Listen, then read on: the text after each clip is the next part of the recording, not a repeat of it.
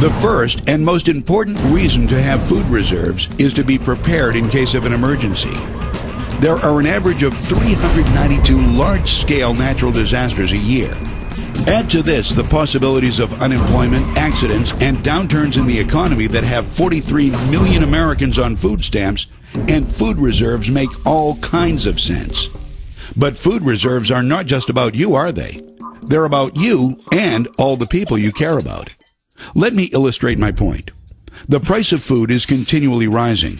What if you found out about a grocery store that opened up in your neighborhood with prices from 10, 15, even 20 years ago? Would you shop there? Probably.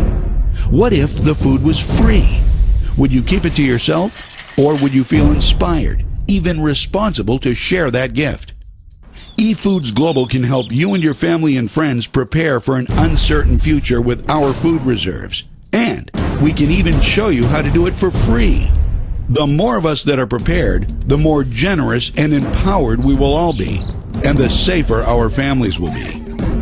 Now let's continue our tour by showing you what goes into making eFoods Global Reserves and why they are the right choice for you.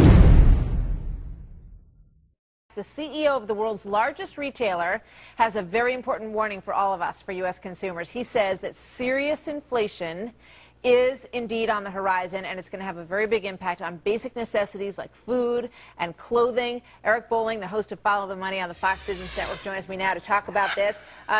When the CEO of Walmart is flagging, folks, we're in for some serious inflation, he's also prepared. All his costs are rising, right? So that's going to be passed on to the consumer. Sure, and his input costs are rising, the price of corn, the price of cotton, all the input to make and retail this stuff, transport it, forget gasoline and diesel fuel to get this stuff over here. But he also says labor costs are starting to rise out of China. So he went down the list of different input costs, labor, food, et cetera, energy.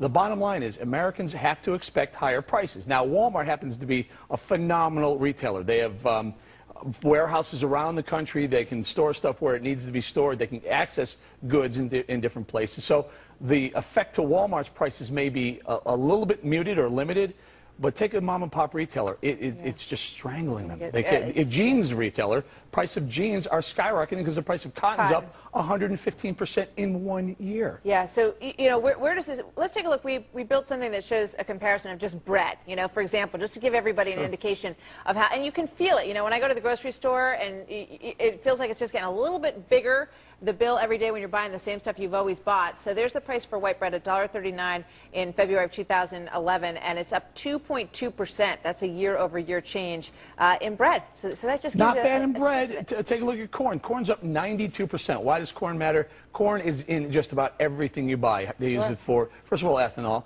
but in the things you eat. High fructose corn syrup is in almost every snack, almost every soda. Every single cereal you buy just has either corn or some corn-based sweetener in it. So the price of corn going up, the input costs are going up across the board. The government won't tell you this, though, Martha. You know that core inflation number that they report? Ex-food and energy. Ex-food and energy. Why in the world would they leave food and energy out? The two things that we use every single day. Because they're volatile, Eric, and so they can't be in that indicator because they're too volatile. That's their excuse. What is this? So where does this leave us? Because it's hard to sell your house. The price of your house is declining. The job market is very rough, despite the numbers that we have today that are a little bit better than they have been, which is a good sign.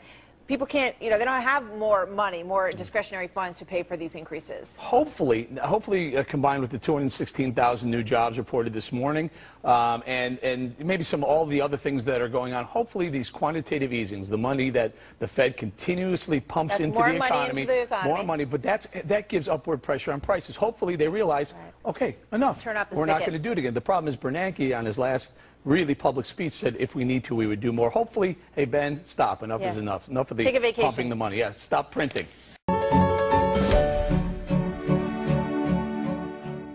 Hello, this is Steve Shank. With the economy, and particularly with food, we are in the eye of a perfect storm. Just recently, as the result of one of the largest earthquakes in recorded history, and the ensuing tidal wave, the entire economy and industry of a country, Japan, have been virtually destroyed. But the Japanese tragedy is just the latest shock pointing to the importance of food. The perfect storm that I'm referring to is circulating the issue of food and food availability here in America. If you track oil and food prices over the last 5 years, you'll find that the graph is identical.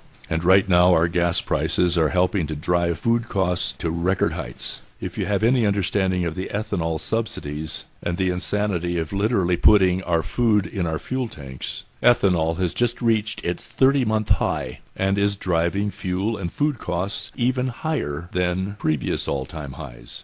The huge population countries of India and China are buying up American unprotected exports from commodities investors.